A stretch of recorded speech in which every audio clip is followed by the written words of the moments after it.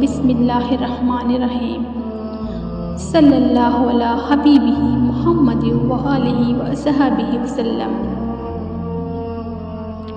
दुआ। या रब, हम कुल कायनात के लिए दुआ गो हैं। अपने लिए तो सभी दुआ मांगते हैं, लेकिन अगर दूसरों के लिए दुआ करना दुआ जल्द कबूल होने का बाइस बनता है, इसलिए हमारी दुआ सिर्फ़ और सिर्फ दूसरों के लिए है। अल्लाह हर बीमार को शिफा अता फरमा। अल्लाह हर परेशान हाल की परेशानी दूर फरमा।